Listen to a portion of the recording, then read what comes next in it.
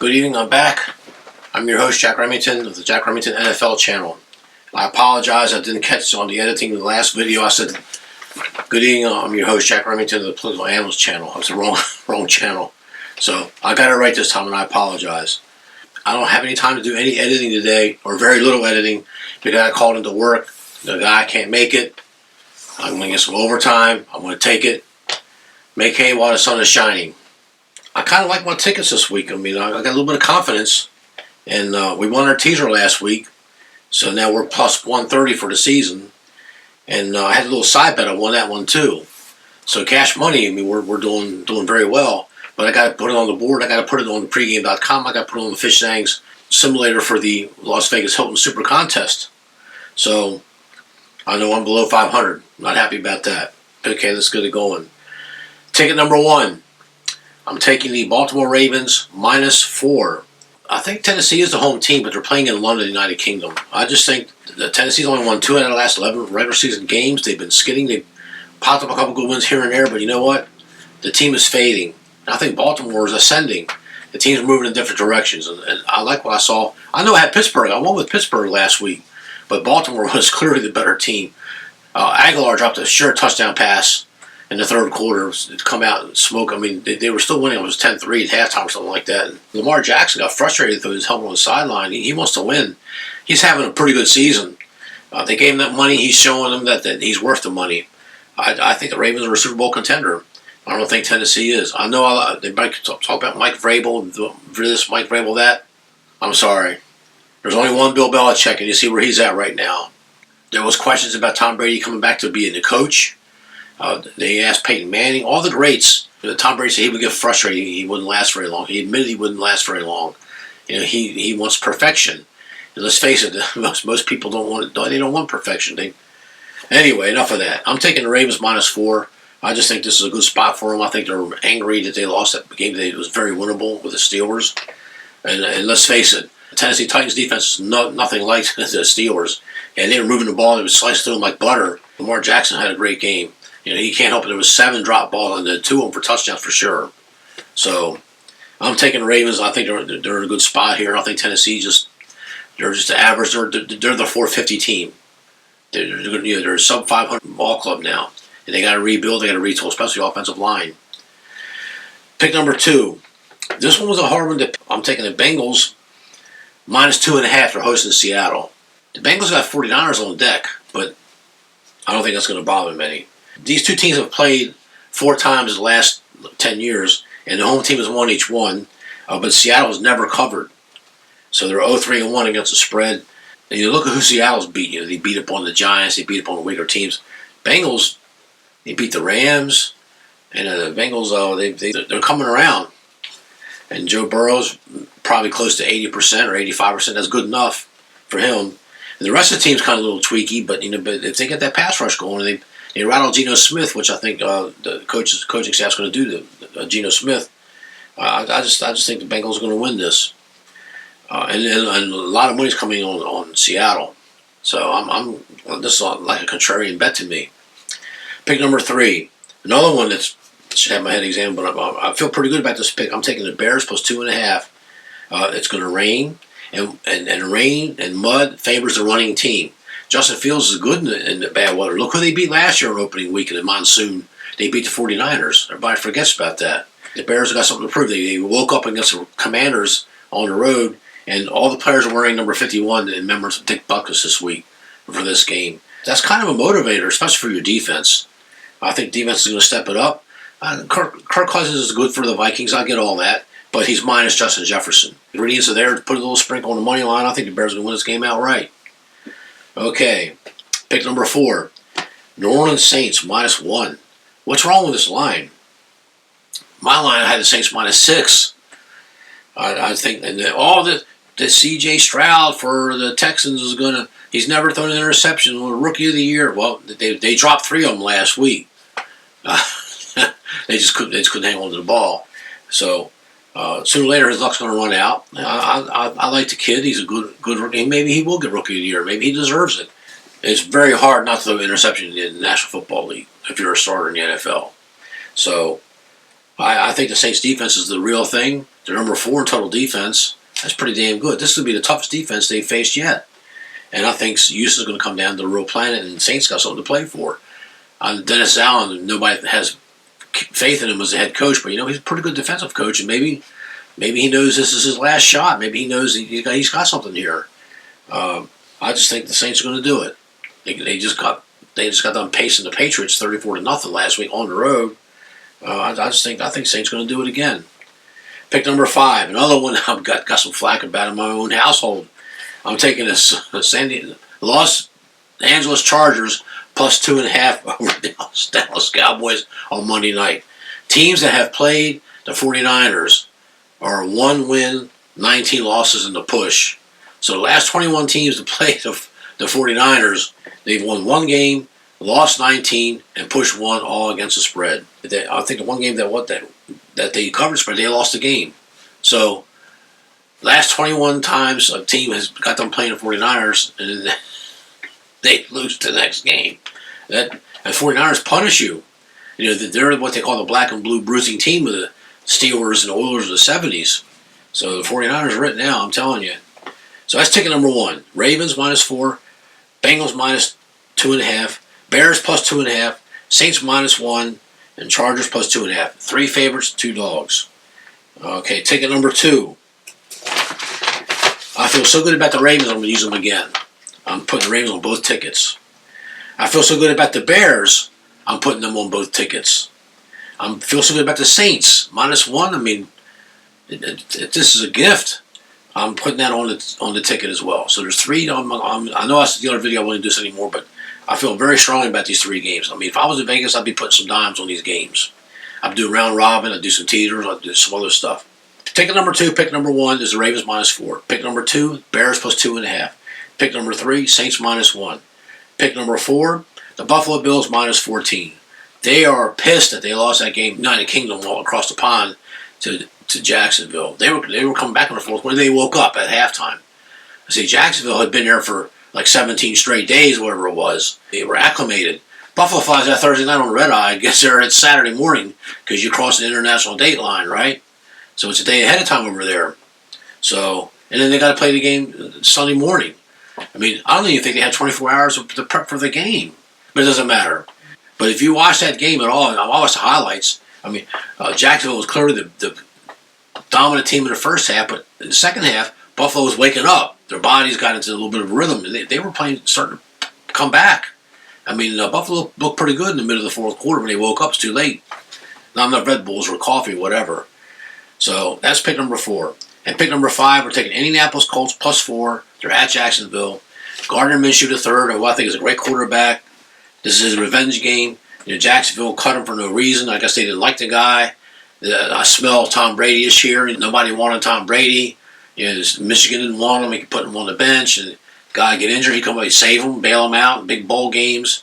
Tom Brady was a fantastic college quarterback, but they just didn't like the guy. The perfect pearly teeth and a nice, good-looking guy from Central California, and he had everything going for him. And people hate that, and they knew he was a winner. They were all Drew Henson. Can't touch the Brady. No one can in that position. Well, anyway, I think the Colts, they lost to Jacksonville week 1 at home.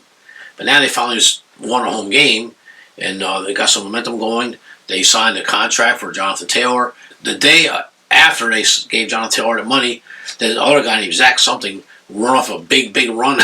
Say, hey, what about me? So that's healthy for a team. I mean, the running backs are really going to try hard to keep their places. Especially if you just gave the one guy a bunch of money. And I'm one of them. I'm in that camp. I don't think he deserved it. So he's a great player, but you got to put it on the field. Don't hold your team hostage. But that's just me. The first teaser is a 2-team teaser, 6.5 points. So it's a $1.25 juice, a -125 juice. We're taking the Bears +9 and the Los Angeles Chargers +9. Just looking for a close game. We should cash that teaser. The second teaser is a 7-point teaser. It's a $1.30 juice. Next year I'm going with a different person. I already told them, if you can't come down to the juice for the teasers, I can't show a profit. And I'm going to do some shopping around next year. So he and I had a good talk, and I think, depending on how I do, mean, if I kick the shit out of him, he's not gonna come down in price. I'll be looking for another place to go, and I've done it all my life. Okay, 7-point teaser. We're taking the Colts plus 11, and we're taking the Jets plus 14. They're just looking for Jets to keep it close against the Eagles. Eagles do just enough to win. Zach Wilson's showing some signs of life. Maybe it'll carry over. Maybe they can surprise it. Philadelphia and get on top of them 14-0 in the first quarter, and then Philly spend the rest of the game grinding them down. I mean, that's what looks to happen. Philadelphia, like I said, they do just enough to win, and they look, in some ways, they look more impressive than the 49ers. I'm still on the fence, but I got a couple people. I got some sharps in Vegas, and a couple of sharps here in Ventura, a couple of sharps in LA. I'll talk to 7 sharps I'll talk to in a row. They think that Philadelphia's going to beat the 49ers again in the championship game. So, and these guys make a lot more money than I do. They've been doing it longer than me. They got records to prove it. I mean, they're really good at what they do. So, because the Eagles are doing just enough to win. They're not overexerting themselves. They don't care about the scoreboard. They just do just enough to win. The team catches up. Okay, we'll start playing hard again. I mean, look at the games they've jumped out at. Every lead, every game, and they're catching up. Okay, and they start grinding out 3-play first downs, running small pass, screen pass, another running play. They got this strange play where if it's like 4th and 2 or 3rd and 2 or even 2 and 2, second down 2 yards, they got that running grind thing where they just bowl everybody over and just Justin Hurst just jumps on top of the pile. And they've never been stopped. I mean, it's hard. I think the NFL is going to stop that, but because they're going to start getting some injuries. But it's very effective. So my hat's off to Sirianni, the head coach of the Eagles, come up with a play. I'm just going to run down the games, and I'll do a stat thing in the middle of the week or early next week and show where everybody's at. Picking every game. Baltimore -4 against Tennessee. We're taking the Ravens. Atlanta -2.5. The Washington Commanders. We're taking Chicago Bears plus 2.5. They're hosting the Vikings. We're taking Indianapolis Colts plus 4. They're at Jacksonville. This one's a tough one, and I'll only talk for a second because I can't do any editing. San Francisco 49ers, pregame.com, the Fish Hangs simulator, the soup simulator, it's 49ers -7. Well, the line's 11. I just looked. It's just now 11. It's rain, muddy, and the Cleveland Browns are on their 3rd quarterback in 3 weeks, and I didn't see the second guy play. So I didn't see the second one play. I don't remember him playing. But I knew this one watching was hurt and had some problems. And he wasn't playing all that well anyway. Anytime the team looks to be broke, I don't care how good Cleveland's defense, special teams, I don't care. I don't care how good they are. They got to be able to score. They got to be able to run, got to score a touchdown somewhere or kick a field goal or something. What I'm reading here, what I'm looking at here is that Cleveland might not score a point. And then you're playing the 49ers. Surely they're going to get 10 points. I don't care how good their defense is. I think 49ers almost is good enough to get 10 points against anybody. I mean, the 85 Bears, the 1999 Ravens. I don't care how good the defense is. I don't care. The 76 Pittsburgh Steelers. I don't care. Okay? The 49ers are really good, and they got the system quarterback, Brock Purdy. He's perfect for that system that they got in there. They're going to score 10 points. So, but is it going to be enough to cover the spread? Well, for Fish Hang's Soup Simulator, and the contest is already set in stone, if you really were going to play that, maybe you should take the 49ers because I don't see how Cleveland's going to score any points. So, and I thought about putting them on the contest, but I like the other pick so much better. The 49ers got nudged out. I mean, but this was a runner-up, and I'm taking the 49ers anyway. Even if I was in Vegas and the line's 11, I was still taking 49ers. I just don't see how Cleveland's going to score any points. We're taking Cincinnati -2.5 against Seattle. We're taking New Orleans Saints -1 against the Texans. We're taking Miami -13.5. They're hosting Carolina Panthers. We're taking the New England Patriots +3. They're at Las Vegas Raiders. Both teams are bad. But Raiders are healthier, and Raiders actually got a better offense. But Bill Belichick, he's been outscored 73-3. And I looked it up. That's the only time in his career it's ever happened. He's not happy. Surely he understands that the Genghis Khan, God damn it, you guys are going to do some extra push-ups, give me 20. The Oklahoma drill, 40-yard drill. He's going to back off of that because he knows he needs a win. He's chasing Don Shula. He's going to keep playing. He's going to keep coaching. In a couple more seasons, he will be the winningest coach of all time. So he has something to play for. And he may not even be with the Patriots anymore. He might quit on him. You don't know. The day Bill Belichick walks out that door, he's got a job. Someone's going to take him. I mean, what if Jerry Jones fires McCarthy and says, "Hey, come over here and work your magic"? And I know Bill Belichick's going to tell him, he goes, "I don't want to hear one goddamn word out of your mouth. If you do, I'm walking." Okay, that's what Bill Parcells did to him. Okay, and he left Parcells alone. Got him to playoffs a couple times. They didn't win, but they got him there. So, and Parcells was was my age then. He was in his mid-60s, pushing on the wrong side of 60s. I could see him getting grinded down, and he bleached blonde his hair. And he was having some other problems, and he just got burnt out. And Dallas has been scrambling ever since. And New England's going to surprise people. And I know that their top two pass rush, Judon and the other guys, they're out. But they got some other guys on that bench that they're going to have to step up, next man up. And Josh McDaniels has beaten his former coach twice. Once when he was with the Broncos, and he beat him last year.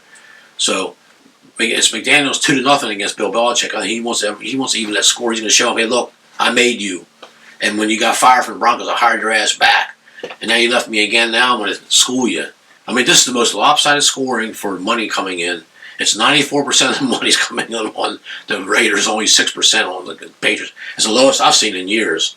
And whenever a team, I don't know what it is in the NFL and some college football, when no one gives you a chance. I mean, when the whole world is against you, you're against yourselves.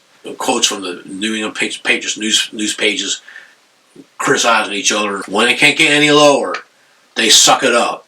And I think they're going to shock the Raiders, and they're going to shock the NFL world. If they don't, I'll have to get up here next week and say, well, now the team is finally broken. Because they're on the verge of being broken. They're last in special teams, number 32 in special. I mean, they're falling apart. The team's mad at Mac Jones. The first headline was the team is not happy with Mac Jones. The teammates not happy with Mac Jones. It was the first headline. That says it all. He's going to go straight up, or he's going to be gone. One of the two. And this is the game that's going to decide that. And I think that he's got enough in him. He's going to suck it up. You know, Jerry Lewis has something very funny about being a film director. He came to our school. He came to UCLA back in 2011. And he said, you might have to say you're sorry to some people, but if you're nice and polite, you're never going to get a chance to come to the bat with the baseball game analogy. You got to get out there and you got to do some things. But you might have to say you're sorry to a lot of people, but you know what? You got to keep pushing. You got to keep pushing. If Mac Jones gets that mindset, I'm going to be an NFL quarterback. I'm going to make amends with my teammates. I'm going to be a stand-up guy. I'm going to put the past behind me. Maybe it'll forgive me. Maybe it'll give me a chance. He can turn it around. But if he doesn't have the ability to do that, if he really is a piece of crap, like some people are saying he is, he's another one of these guys that was a guy that the Chargers had years ago. They were going to pick him over Peyton Manning in the 1998 draft. I think it was named in a second. Big, tall guy, decent, had a rocket arm too, and he just busted out. And then Seattle picked him up, and Trent Dilfer tried to work with him, and he just didn't show up one day, and that was the end of that. And he's been in trouble and having some personal problems with painkillers. Ryan Leaf, that's who it is. Ryan Leaf.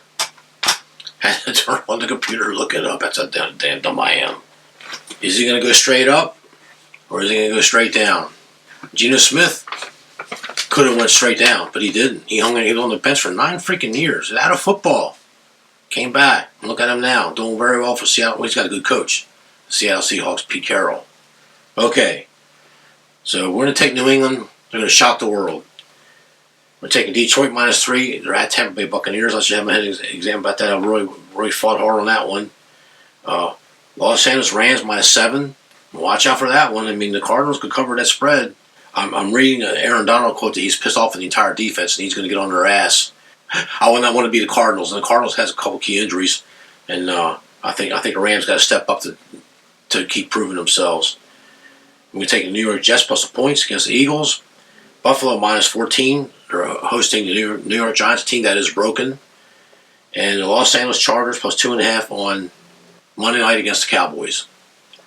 Survivor pool. 2 different entries. Got the Buffalo Bills on one entry, and Miami Dolphins on the other entry. And for those of you who follow my videos, you're going to think, well, didn't you already pick those teams? Yeah, well, but I mix and match them. I can have the Bills on one Survivor pool team. and I can't use them anymore. But with the ones I didn't use the Bills, that's who I'm using. I'm using them on the second entry. Dolphins, I used them on the second entry a couple weeks ago. And now I'm using them on the first entry. So I got two entries, but I can't use either team. You won't be hearing me say Buffalo or Miami moving forward. I'll have to find 2 more spots. A third of the Survivor people, out of the 60-some people, are gone. I mean, Buffalo got a bunch of people last week. Well, the first week, Kansas City got like 5 people right the first week. The first game got rid of 5 people when Detroit beat them. Recapping really quick, ticket number 1, the Ravens, the Bengals, the Bears, the Saints, the Chargers. Ticket number 2, the Ravens, the Bears, the Saints, Buffalo, and Indianapolis. 2-team teaser, 6.5 points. Bears +9, Chargers +9. 7 points. Second teaser, Colts +11, Jets +14. That's it. And this is going to be a short video. I can't do any very minimal editing. I got to go to work. I'm on overtime. Ladies and gentlemen, long live the NFL. Stay within your means. Have fun. Enjoy the games. I'll see you next week. Or I'll see you in a few days. I'm going to have a stat thing showing week by week and some halftime stuff I've been doing. I've won every halftime bet this year. Stick with me, folks. Thank you. Have a good day.